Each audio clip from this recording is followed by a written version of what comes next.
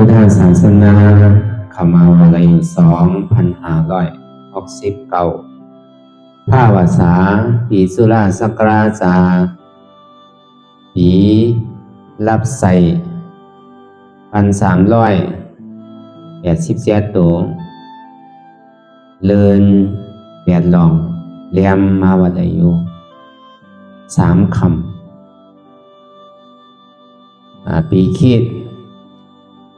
วันที่13เดือนฮอกปี2525ในตอนการจางอนัตตาวิปัสสนากรรมฐานปอกกำทนที่วัดพระธาตุสอมหนักวันแก่นวันรอมวันรอมเมืองเสียงตุงเป็นเวลา4 โมงกลางในเจ้าต่อถึง6 โมงอันนี้ก็เขาได้มาบรรยายแสดงวิธีลายจ้างตือกรรมอนัตตาวิปัสสนาหาหันตัดถึงยอดธรรมอนัตตานั่นนี่ก็อ่อนดังหูรูเงามันนั่นนี่ก็เขานั่งขากายกดขาขวาถ้าต่างขาซ้ายก็ได้ใส่ขาซ้ายทับต่างขาขวานี่ก็ได้พอยาวนี้ก็เอามือ2 ขอนต่างไว้เหนือตาเฮาอย่ามีเคียงป้อนอย่ามียานป้อนไว้ตัวเฮาซื่อๆอย่ามีโกงอย่ามียานเพราะว่ามันโกงยานเฮานี่ไข่รับไข่นอนถ้าว่ามันเคียงป้อนนี่ซับไข่ห้องไข่หายจังว่าเสียนตั้งสายการนั้นมันกลับกายเลยการนั้นหมอไว้วางตัววางใสเอาเกียงป่อนก็มันดียานป่อนก็มันดีมันกลับกายเลยอันเฮานั่งเนี่ย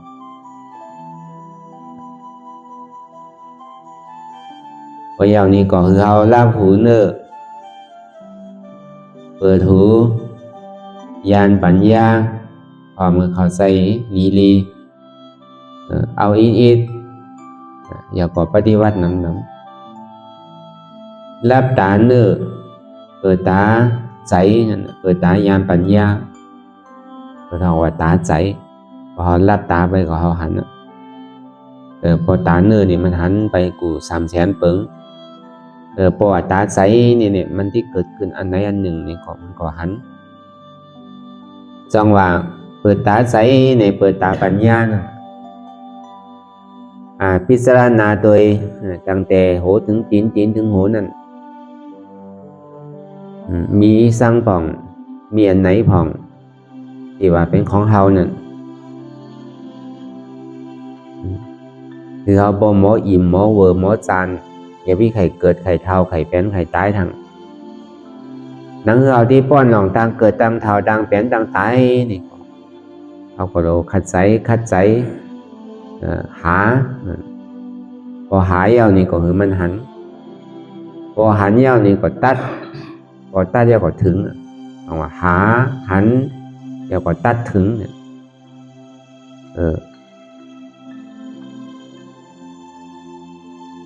อันเฮาวนคนไข่ในตัวเฮาเลยสร้างตัวบนเนี่ยสร้างนั่นมันบ่าคนไหนมันบ่าไพ่มันบ่าใหญ่วันเด็ก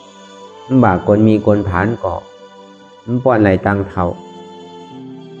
มันป้อนอะไรตังเป็นยาถีโลกามันป้อนอะไรตังตายแต่ทอดยากันหนึ่งก่อหัวมันที่ได้ผาดกันผาดที่ก่อหัวที่ได้ผาดตายเพราะฉะนั้นสิ่งเดียนเฮาพิจารณาตัวคือมันพออิ่มนั่นหลองอันเท่าที่ได้มาเกิดมาเท่ามาเป็นมาตายทางนั้นอันนี้ห้องว่าพยายานว่าหันพยาในวัฏสงสารนี่มันตุกขะ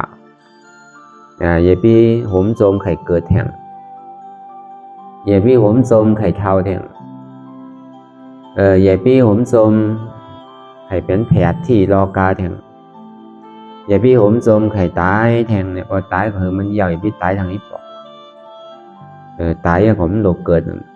พอตายยังตึกที่เกิดอยู่ก็ที่ทุกข่าอยู่นั่นเพราะฉะนั้นเป้าหมายอันสูงสุดอันเท่าไรมาหนังวิปัสสนานั่นนี่ก็นั่นคือแหละเอาพอที่ได้ปิกอปายภูมิทั้งสี่ไรห้องว่าตุกติปุงตุกติสันติบัติเอาตั้งแต่สัตว์เลี้ยงสัตว์2 ติน4 ตินสัตว์นั้นมีหลายตินสัตว์อยู่ในลินสัตว์อยู่ในน้ำสัตว์อยู่ในอากาศกลางหาวฉะนั้นอันนั้นห้องว่าสัตว์เลี้ยงเพศนี่ก็เพศอันอยู่จอมวัดจอมวามาย้อนกู้โซขะไรบุญขะไรกุศลนั่นมันมีหลายเพศหลายอันนั่นอันบนห้องผีเพศอันวันนั้นอยู่จอมปลายเหี่ยวก็มีอยู่จอมตาจอมตังอยู่จอมวัดจอมวาหาแก็บกินนำหมุกนำลายฉะนั้นที่กินข้าวผมจำกินต้องเพศมังก็นั่นเพศมังตัวนั่นต้องพอใหญ่เหมือนเยเขาซอบนี่สำตันหูเข็มอันดีลองไปดิการคอนั่นตันหูเข็มมันอยู่ลายเดี๋ยวมันจังกินข้าวหาแก็บกินขี้เตอนำลายหาแก็บกินน้ำขี้น้ำเยี่ยวเพศนิ้วนั่นมันลองว่าเพศของมันมีหลายเสื้อหลายรองมีอันโหป่าโหเหงมันเหมือนเก่าอันนั้นสองอาสุรากายนั่นมันเป็นปิ่นผลนั่นเฮ็ดดีผ่องเฮ็ดท้ายผ่องเราเลสุนสารกันนะกูโซก่อเฮ็ดอากูสอนก่อเฮ็ดอันนี้มันเฮ็ดเราเลสุนสารกันนั่นพอไปขำกลางขำมาเอาศีลเอาธรรมพอกลางวันมาสำรวจไปหาแหมหมูแหมโบแหมไก่หาเลี้ยงเป็นหาเลี้ยงอาสาชีวิตนั่นอันนั้นพอเป็นสิ่งนั้นมาเนี่ยอันนั้นห้องว่าสุนสารรอเลกันนั่นเมื่อเขาเฮ็ดก็ทำบุญนั่นนี่ก็อันดีก็เฮ็ดอันบาปก็เฮ็ดรอเลสุนสารกันนั่นพอเดินพอกลางค่ำมาสำเป็นเทวบุตรเทวดาก็เปิดอะไรเฮ็ดกุศลนาบุญไว้ผ่องเลยถึงกลางในเจ้ากลางวันมานี่สำไปเป็นอสุรกายคือหยาบเลยสั่งเนี่ยถูกอากุศลถูกมีคอนใหญ่คอนโดงในสั่งหนุ่งโคเลียงนี่แหละเอาใหม่ถูกว่าเอาคอนปอห้ามังปอกอสัมมาข้อบ้านเนี่ยมันมีหลายซ้ำแสนเปิงอสุรกายนั่นปินพรไว้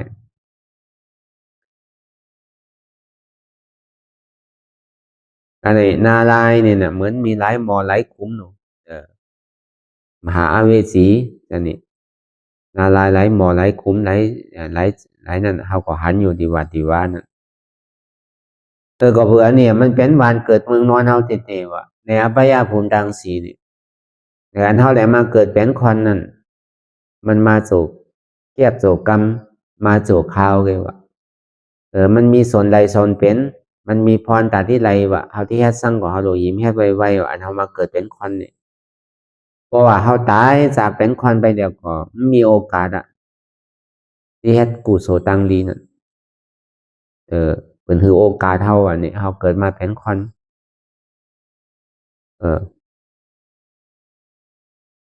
พอรอผ่าต่อ3โมหะมานะนำหน้าเฮ็ดกันนี่มันที่ต้องไปอภัยภูมิตัง4ว่าอันในเสียนตัง1เสียนตังที่2เนี่ยพอเฮาเอาตานาศีลานำหน้าเนี่ยเฮาที่เป็นมนุษย์ซะเนี่ยเป็นเทวดาวะ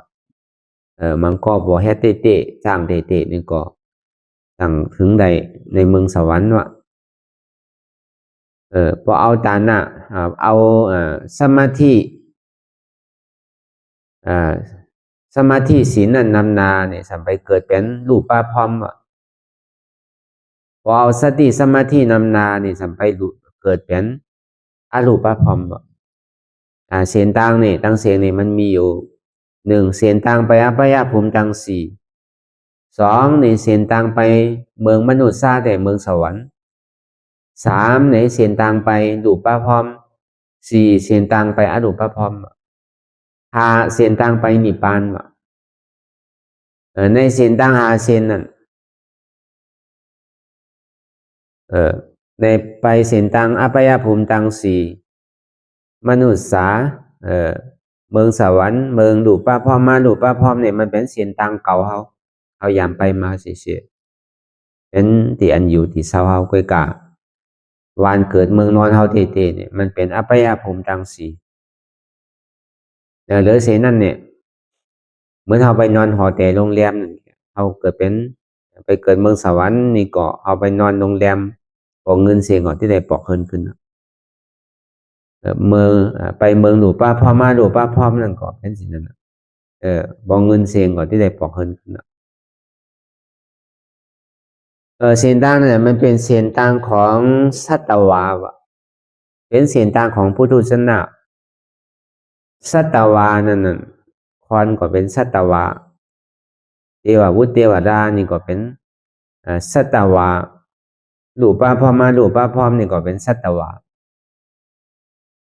อบายภูมิตังสีนี่ก็เป็นสัตวาสัตวานี่มีเจ็ดวะสัตตามีเจ็ดนี่เป็นสื่อทุกติภูมิทุกติภูมิสีวะเหมือนเฮาว่ามาเหมือนเจ้าสเดสันเพศอสุรกายนาลายในห้องว่าสีวะอันนี้ห้องว่าเป็นทุกติภูมิวะนะสุกติภูมิสองนี่ในเมืองคงกลางหนึ่งอย่างของเมืองสวรรค์จันทร์ผ้าฮอกนี่ห้องว่าสุกติสองวะดุขามาสุขาภูมินั่นห้องว่าจันดูป้าดูป้าสามนั่นเอาตั้งแต่ปฐมฌานทุติยฌานตติยฌานเกินกาหลูป้าพอมาหลูป้าพร้อมในสัญญานาสัญญายตนาต่อถึงผีพร้อมนั่นมีอายุอยู่84,000เหงกำพาน84,000เหงกับนั่นอันที่เป็นเจ้าฤาษีเทวิลานั่นอันนั้นไปอยู่ที่นั่นอันนี้มันเป็นเสียงต่างเจติของสัตวาวะของสัตว์โลกวะมันจะว่า2 ตีน 4 ตีนเป็นวัวเป็นกายเป็นหมาเป็นแมวเนี่ยเป็นสัตว์ใจสัตวาเนี่ยคอนกว่าปลาตัวมียุกนามคันธาทั้งเสียงเนี่ยเป็นตัวสัตวาทั้งเสียงอันนั้นห้องว่าสัตวาดังนอกแต่นี่สัตวาดังในเนี่ยเป็นสื่ออันอยู่ในตัวเฮาเกาะถาดลิ้นน้ำลมไพ่วะแจ๊บแกนตรงตอดเนสันเป็นถาดลมอันนักแข็งอ่อนเบานั่นเป็นถาดดินอันไม่กระอุ่นหนาวนั่นเป็นถาดไฟอันนักเบาอันจูดอันจับยายจึมหยอดเกิดรับนั่นเป็นถาดน้ำอันนี้ห้องว่าถาดตั้งสีก็นี่หามาเนี่ยสัมมีสุขาวะพอกมาสัมมีตุขาวะสุขานั่นห้องว่าโสมนัสสะเวทนาวะตอมนัสสะเวทนาวะอันนี้พอมาปองว่ามีอยู่ฮอกวะสัมมีใจว่าเป็นเจ็ดวะอันนี้ตัวสัตว์2 ตีน 4 ตีนอันเป็นวัวเป็นกายเป็นหมาเป็นแมวก็มีหมดมีถาดดินน้ำลมไฟเหมือนกันมีสุขมีตุกขาเหมือนกันหักโตโกตายเหมือนกันมีเจ็ดก้อยกับเขามีปัญญาคนเฮาก็เป็นสิ่งนั้นเพราะว่ามันมีปัญญานี่ก็มันเปลืองอันสัตว์2 ตีน 4 ตีนมันก็เหมือนกันไงเที่ยววุฒิเทวดาดูป้าพ่อมาดูป้าพ่อก็เหมือนสิ่งนั้นเพราะว่ามันมีปัญญานี่ก็มันก็เป็นสัตวานั่นมันก็เปลืองกันว่าเพราะว่ามันมีปัญญาเนี่ยสิ่งที่ห้องว่าเป็นมนุษย์เป็นเจ้าพุทธศาสนานั่นเส้นตังตาดีทั้งเส้นหนึ่งนั่นเมื่อจะว่าไป4 เส้นเส้นตังส่วนทนหานั่นเป็นเส้นตังตาที่เป็นพระอริยปุคคลตาที่เป็นพระอริยปุคคลนั่นที่ได้เฮ็ดถือที่ได้เอาปัญญานำหน้าพอเอาปัญญานำหน้าเนี่ยไรหมักไรผลมาสมาธิที่สัมมาสังกัปปะนั่นสมาธิที่ตังหันจอบสัมมาสังกัปปะตังพิจารณาจอบหันจอบถือหันมาตั้งแต่สิโหต่อไปตีนี่มันใจของเฮามันบาตัวก็ยาวมันบาใจก็ยาวมันบาเจ็บก็ยาวขันท่าตังหานี่มันใจของเฮา มันเป็นเตียนเฮาปึ่งอิงสู่เก็บสู่ข้าวไงเหมือนใจของเฮาเตะอันนี้สัมมาทิฏฐิเนี่ยต่างหันจอบสัมมาสังกัปปะเนี่ยต่างพิจารณาสอบพอมันหือหนึ่งหือพื้นหือโต่งหือไข่หือยายหือเปิดตาเมือนตาหือมองเขียงมองข่าวมองยามก็หนึ่งพื้นโต่งไข่มันใหญ่มันเปิดตามองเมือนตามองเขียงมองข่าวมองยามมันเป็นอนัตตาอันนี้ห้องว่าสัมมาสังกัปปะว่าเอาปัญญานำนาสัมมาวาจาสัมมากัมมันตาสัมมาอาชีวะอันนี้เป็นศีลว่ะสัมมาวาจาคือทิ้งกรรมอู่กรรมหลาดกรรมสาวะอย่าพิว่ากรรมเป็ดกรรมเหรียญอย่าพิว่ากรรมค้าขายอย่าพิว่ากรรมหายกรรมจามอย่าพิว่ากรรมมีหนำมีโตอันนี้ห้องว่าสัมมาวาจาสัมมากรรมสัมมากัมมันตาเนี่ยการเตียนเฮาเฮ็ดอยู่นั้นคือเฮ็ดคือหลอดต้องตั้งอากุศลตั้งเสียงว่ะอย่าไปเฮ็ดการผิดนั่นน่ะ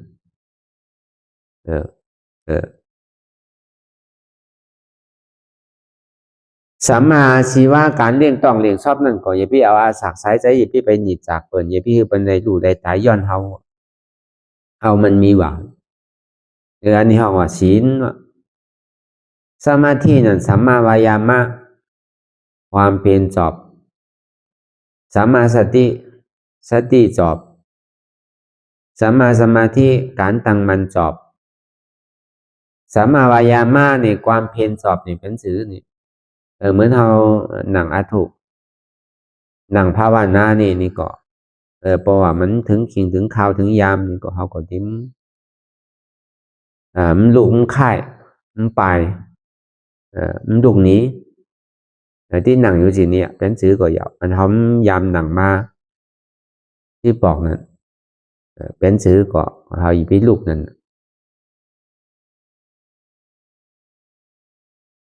ในข่าวยามเวลา2 ชั่วโมงเนี่ยอันนี้ห้องว่าสัมมาวายามะว่ะสัมมาสติอย่าไปกลุ่มกัดใจนี่ผิวไปทางนี้ผิวไปทางหน้าหวานไปทางนี้หวานไปทางหน้ามีขอบมีแลนอันนี้มันมีสติอ่ะนะอันเอาแค่การสั่งอยู่กับเข้าใจถ้าไปวนที่อันมันแค่ไปวนหลองไตหลองเนื้อไปเจนจาทางนี้ทางนาอยู่พอผมตื่นผมหูโตว่าเมื่อเดี๋ยวนี้เขาแค่การสั่งอยู่เขาให้การวิปัสสนานั่นนี่ก็อันไหนที่มันพูดโปรเกิดขึ้นเป็นมานั่นนี่ก็คือเขาหัวหันตันจอมผมสั่งใบสี่สั่งใดนี่ก็คือเขาหัวหันตันจอมนี่ไหนวางเป็นอนัตตาเลยเหมือนเดี๋ยวนี้เขาตึกแฮตตลาโน่นนี่เขาที่ไปวนสั่งหลองกาหลองขายเขาที่ไปวนสั่งหลองหลุกหลองล่างเขาที่ไปวนสั่งหลองโหหลองเมียเขาที่ไปวนสั่งหลองหอหลองเฮินนี่มีอติเปสั่งดูมีไผโยชนาสั่งดูอันนี้คืออะไรเป็นสัมมาสตินั่นสัมมาสมาธินั่นก็พอเขานั่งไปแล้วก็เขาอย่าไปสันตั้งสายสันตั้งก็เขาที่ไปคอนไปคอนมาอย่าไปวิดชายวิดขวาอย่าไปโกมหน้าโกมหลังมันหนึ่งคือก็เจ็บอยู่มันมีอติเวสังมีประโยชน์นาสังแต่อยู่นี้ไม่ก่อเจ็บมันที่หายไปหรือขามันที่หายไปเขาไข่นึ่งคือนึ่งพื้นคือพื้นของมันป้อนไรเจ็บนั้นมันถึงเจ็บบทที่กันน่ะยิงนึ่งยิงเจ็บมันเป็นวานนั่นยิงเตียนยิงหูดนั่นอันนี้ตั้งมันไว้ว่ะเหมือนเฮาที่พวกเสาเฮินน่ะเฮายังตั้งมันเหมือนเสาวิหารน่ะเป็นก็ไขมันเป็น10ปีเป็นปากปีเป็นก็แค่ไว้ดีๆอันนี้มันมีไสเหมือนหมากเพียงหมากเขอนั่นก็เหมือนกันอ่ะพอมันก่อนขึ้นมานี่ก็เฮาที่ได้เอาใหม่ไปปักนั่นคือมันติ้มหักพอลอมปัดมามันติ้มหักน่ะอันนี้เฮาสำเป็นคอนดังก่อนนี่สำคอนไปคอนมามันที่ก้านตอนหมากเพียงหมากเขอแบบนั้นเพราะฉะนั้นมันจะว่าอยู่เป็นวันเป็นไม่ใช่วันหนังเป็นวันหนังเป็นปาดหนังเป็นเดือนผมใส่หนังในระยะเวลา2 ชั่วโมงกันอันนี้คืออะไรมีสัมมาสมาธิเนี่ยผมว่าความตั้งมันจอบสมาธิจอบนั่นปอปองคือเข้าใจในความว่าการตั้งมันจอบว่ะอันนี้ที่ได้อย่างจอมเชนตั้งอริยมรรค8 ทักการพออย่างจอมอริยมรรค8 ทักการมันพิษเปิงที่ไหนเอาเนี่ยอันว่ามรรคตลาโผตลาเอาตั้งแต่โสลาปฏิมรรคโสลาปฏิผลสัตตกามีมรรคสัตตกามีผล อนาการมีมากอนาการมีผลอาราธรรมมากอาราธาผลเนี่ยมันดึงไหลวันหนึ่งก็วันหนึ่งถึงที่ใดทอดไปยาวอันนี้จองว่าอันเฮามันหนังตะลานั่นเปิงหลวงมันแต่ใหญ่ๆมันแต่ก็หาถึงมันหันนั่น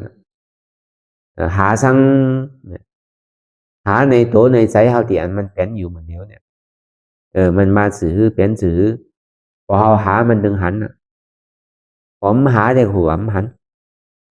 ปองว่าเฮามาหนังตะลาถูกนี่ก็เพื่อเฮามาหานั่นน่ะหาหือหันสั่งหือหันสัจจะธรรมตั้งสี่ว่ะหนึ่งตุขาสัจจะว่ะเมื่อมันไปเจี๊ยบไปสร้างเนี่ยก็มันมีตุขาตั้งนอกไปตั้งในมีมีสองภาคการอริยสัจจะธรรมตั้งสี่น่ะตุขาสัจจะเนี่ยพอเอาตั้งนอกว่านี่ก็จาติตุขาจาราตุขาพยาธิปิตุขามารานาปิตุขาปิเยหิวิปโยโกตุโขมะโกอปิเยหิสัมปโยโกตุโขมะโกอันนั้นมันเป็นตุขาตั้งนอกพุทธเจ้าการเตียนเฮาเกิดมานี่ก็เป็นทุกขะ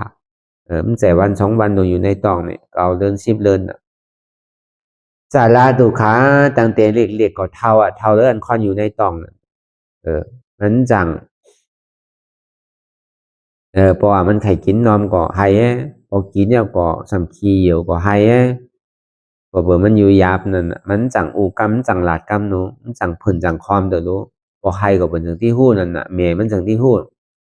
มันขยักนอมมันนี่ปันมันกินนอมพอกินเนี่ยสำคีสำเยียวมันก็อยู่ยาบมันก็ไห้กันนั่นที่ได้เจ็ดปันอันเนี้ยตุกขาตั้งเต็มมือเกิดรองมากก็เป็นเพราะห้องว่าเท่าวันนั้นเท่าแล้วควันอยู่ในตองเกิดวันก็เท่าวันเกิด10 วันก็เท่า10 วันต่อถึงพอเดินมานี่ก็พึกความพึกกันเฮามาเจนจาขัดใจตัวดีๆเนี่ยมันเฮามีลูกมีหลานนั่นจองมันที่เป็นสลดสังเวชก่อมมู่อันเฮาไข่ไรลูกไรหลานนั่นเฮาสัมโหมโจมยินดีมันอยู่ต่างสื่อต่างเสียงต่างเฮิงปอที่รีอ่านดีห้องนั่นโจมไปการเกิดเป็นทุกอ่อนการเกิดมาเตะปฏิสันที่นี่ก็เป็นทุกข้าเราเนาะนี่แต่ที่มันเอามาเข้าเป็นความสลดสังเวชพอใครมีมันพอโจมไปอ่อนตังพอที่อ่านเฮ็ดปล่อยเฮ็ดลำไหวทายอันว่าที่เกิดยิมเวอร์เก้าก็เป็นสินิมาตรงนี้ของทางลูกอ่อนนี่ในตองนี่สัมที่กะหือเกิดมานี่ก็พอตุกขายาวเป็นตุกอ่อนนี่ก็กระโจที่พึกความพึกกันก็ไล่ก็ง่ายปอการเนี่ยสัมที่ใดพึกอย่างพึกไปทางหรือเสนั่นเนี่ยสัมที่ใดพึกพึกจัดพึกจ้าทางพอเป็นตุกอ่อนเนี่ยพอเหมือนมาขายของแดนก็สำขายไรมันพอที่เอาของพรร้องปันเข้ากับเขาหมอเรียนเมียวตุกอ่อนเรียนกับเข้ากับจึกเรียนอันเนี้ยบอมใดก็ทำเป็นทุกขาเป็นน้ำหูน้ำตานั่นดูอ่อนก็น้องบอกคนมาขายโคดูอ่อนเนี่ยมันเป็นสื่อปันเนี่ยเฮ็ดมหาหน้าเฮ็ดเอาไปต่างที่ต่างๆเนี่ยประหลบปีกผ้าตูไว้เอาน่ะพอวันมาขายของเรียนน่ะกันนี่เป็นว่าเป็นสาวมานี่ก็ตุกขามันบ่าวมันสาวมันบ่าวก็หูอยู่นั่นอะไรก่อนหนึ่งเป็นสำเพือเอาก่อนหนึ่งเป็นห้องมาล้อมเป็นใจแขปอมแม่เป็นใจลูกมาล้อมเป็นใจแขลูกตอมเป็นใจปอมแม่นี่อะไรก่อนหนึ่งสำไรก่อนหนึ่งอันนี้ก็เป็นทุกข้าวนั่นห้องว่าเมื่อเป็นว่าเป็นสาวเป็นหนุ่มนั่นเจนาหอต่อเฮินมานี่ก็มันใจก่อเลี้ยวลูกพออยู่ก่อเลี้ยวได้ก่อใครอยู่ซื้อกินซื้อนอนซื้อนี่ปอมแม่ก็บามันท่าว่าก็ว่าสินั่นแค่เป็นดุกลูกก็นี่พอมีก่อมีกูมาอยากพอขานก็มันได้เอาไปเฮ็ดเคยเบิ่นเฮาสำคัญก็เบิ่นที่สั่งเฮาเอาไปเฮ็ดไปเบิ่นนี่เฮาสำคัญก็เบิ่นสั่งเฮาพอใครกินแฮงลูกใจลูกหักลูกไปนั่นน่ะพอใครกินแฮงลูกยิงครับลูกหักลูกเคยนั่นน่ะทุ่งจามของโลกามเป็นสินั่น ก่อเลี้ยวผมใจน่ะเป็นสองก้อนน่ะกำนี่โลเฮ็ดโลหะน่ะพออยู่ๆกันไปเนี่ยผมมีลูกมีร่างไก่พิษกันน่ะกำผมมีลูกอะไรเขาที่8กันนะถึงที่มีลูกมีร่างมาเนี่ยก็มันมีก่อเลี้ยวกำนี่โลเลยคัดใจหรือเก่าเราผ่าอันที่ยามีก็มีน้ำอันนี้มันไหลเงินน้ำเปิดขายทั้งดีเนี่ยก็โลเรียนโลหะโลเสือโลกาโลขายถูกที่ไปเมืองเปิดก็ไปกำนี่ก็เปิดรอบผ้านั่นน่ะผมไหลเหมือนใจมานี่ทำเป็นต่อศาสตร์ใจดำใจกรรมบอหะรับสิ่งพี่ว่าอันเจ้าเก่าแค่หาอยู่เหมือนเดียวนี่พี่ได้ถูกจองมันเข้าในศีลในธรรมจองมันพิษศีลพิษธรรมมันพูดสังโลไหลเงินก็ยาวมาหน้าเต๊กที่ว่าอยู่มาก็นี่หมอเฮ็ดหมอหามันเป็นสิ่งนั้นก็นี่พอถึงเมื่อเท่าเมื่อแก่มามีหูก่อนนกมีตาก่อนโมมีเขียวก่อวังมีเนื้อมีหนังก่อเหี่ยวดุกหยาบหนังหยาบไปหยาบลูกก่อข้างหนังก่อข้างมาอันนี้สาราตุขาพอความไตในห้องว่าเกิงว่ะพอความขืนในห้องว่าลองว่ะเหมือนเดินลองนั่นน่ะพอโมนมายาวนี่ก่อยๆวางให้กับพอเดินรับก่อนรับแปดเขาก็เหมือนกันน่ะเกิดมาก็หัวตั้งนานเนี่ยที่ได้เท่าวันเจ้าๆมาก็กาที่ไรรับแปดเหมือนเดินรับนั่นมันที่หลองแปดมันที่แรมแปดนั่นมันที่รับแปดน่ะถึงดีสุดท้ายมาก็ที่เป็นสิ่งนี้อันนี้ห้องว่าตุขาซาจ้าตังหนอกเขาก็ที่ไรทอมในยินอยู่ในธรรมจักนั่นแต่ว่าที่ปองใจได้ก่อนมูกความหมายของว่าธรรมะเชจานั่น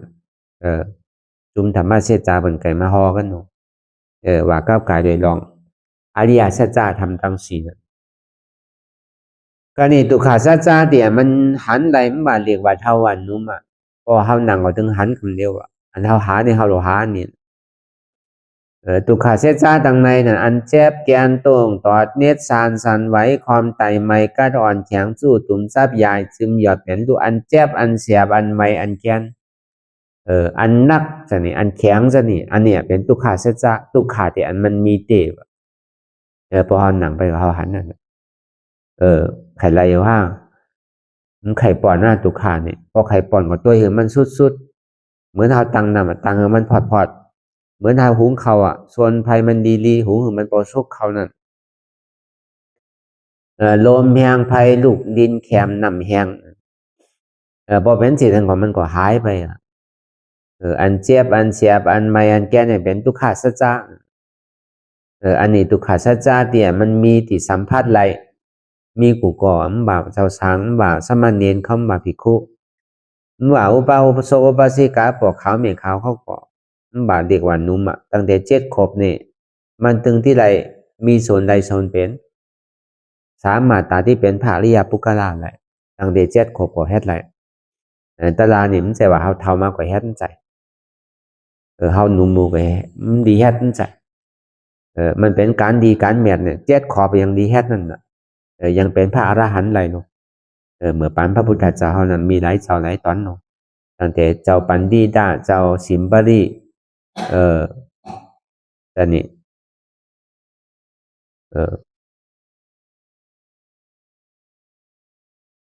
เจ้าติซ่าจะนี่เขาก็เป็นพระอรหันต์ตั้งแต่เล็กๆอันนั้นตั้งแต่อายุ7 ขวบเป็นพระอรหันต์นั่นก็นี่สมุทัยเสียจามี2 อันมาเก่าสมุทัยเสียจาตั้งหลอกไว้ตั้งในรูปธรรมในนามธรรมสมุทัยเสียจาในรูปธรรมนั่นนี่ก็เอาตั้งแต่โลภะโทสะโมหะมานะอัตตาทิฏฐิวิจิกิจฉากุกุจจะทินาเมตตาฮิริโอตตัปปะในกิเลส10 ประการนั่นอันนั้นกรรมนี้ในกิเลสอันใดสั่งปฏิวัติกรรมเต้ๆเนี่ยมันเป็นอัตตาหนึ่งคำเดียวอัตตาเลยวิจิกิจฉา2 ตัวเนี่ยก็กลายเป็นอัตตานำหนาอัตตาว่าเป็นหัวกูเป็นขากูเป็นมือกูเป็นตัวกูเป็นคนกูเป็นต้องกูเป็นใจกูเป็นเจ็บกูอันนั้น เป็นตัวสมุทัยสัจจะเป็นเหตุของทุกขะเสียงอันนี้พอเอาหนังเนี่ยมาที่หันผมหันเจ็บผมหันมันพอหันเจ็บก็หันเก้าหูเก้าเจ็บขาเก้าขึ้นเอวเก้าเจ็บต่องเก้าเจ็บหูเก้าเนี่ยหูเจ็บหูเนี่ยเป็นสมุทัยสัจจะเป็นเหตุของทุกขะอันเจ็บเนี่ยเป็นผลทุกขะโกนเจ็บโกนเนี่ยเป็นเหตุทุกขะเจ็บเนี่ยเป็นผลทุกขะต้องเจ็บต้องเนี่ยเป็นเหตุทุกขะเจ็บเนี่ยเป็นผลทุกขะขาเจ็บขาเนี่ยเป็นเหตุทุกขะเจ็บเนี่ยเป็นผลทุกขะใจดีขาใจเจ็บใจแสบนะหรือออกหรือใจหนาใจนี่เป็นเหตุทุกขะอันเจ็บแกนตรงตอดเนสานเป็นผลของทุกขะเก้าเจ็บเก้าแสบเก้าไหมเก้าแกนมีเก้าแกนเจ็บหรือเปิดมีกูเคยเจ็บหรือเปิดเดี๋ยวที่มันเจ็บตานเก้าเปิดยำหนังโน่นมันใจเจ็บมันกันเสียงตุผ่าเขามันเจ็บเยอะสำใจนังเก้าว่าเขาก็เจ็บกวยcảm chẳng hết chữ an naพาเหลืองนั่นน่ะเนาะพอที่ห้องนี้เปิดก็มันพอดีตัวเนาะศีลน้ำหรือเปิดเนาะพอเป็นอุปโสอุปสิกาก็เหมือนศีลอานาคูขาวนั่นน่ะเนาะเอาที่ห้องใส่เปิดก่อเปิดมาหันเขาก่อดีอายเปิดนั่นมันchẳng hết chữเลยอ้อดาวนั่นมันก็เจ็บเหมือนกันนะกวยกะเขาที่อ้อดไหลมอดไหลขามไหลมันขามไหลพออ้อดไหลก็เป็นแต่งคำว่ะอ้อดไหลก็เป็นตุ้มไม้ว่ะพอมันเป็นคำแจ๋นั่นมันเผาหรือเผามันถึงเป็นคำว่ะอันแก้มันไหนที่หายแบบเสียงๆว่ะหรืออันเตะมันเกี่ยวว่ะคำ1 วาทก็ที่เป็นอยู่1 วาทนั่นน่ะมันบอกว่าอ้อดไหลก็เป็นแต่งคำว่ะอ้อดใดนี่ก็เป็นตุ้มไม้ว่ะตุ้มไม้เนี่ยมันไข่มีร้อนมีแกนไข่แข็งถือก็ยาวเพราะว่ามันยาไผ่สุมไปสุมไผ่ก็เป็นเต่าหมดมันมีทั้งพออ้อดใดก็เป็นต่อไม้นั่นน่ะเป็นตุ้มไม้นั่นน่ะพออ้อดใดก็เป็นแต่งคำนั่นมันมีที่เขาอ้อดใดกันนั่นเก่านั่นก็มีนั่นน่ะเก่านั่นน่ะอันกูนั่นน่ะเป็นเหตุทุกขะอันเจี๊ยบนั่นน่ะเป็นผลของทุกขะเหตุทุกขะนี่เป็นตัวสมุทัยสัจจานั่นผลทุกขะนั่นเป็นทุกขะสัจจานั่นจังหวะอันเฮามันหนังรับตาหานั่นหาเจี๊ยบผู้เหตุของเจี๊ยบ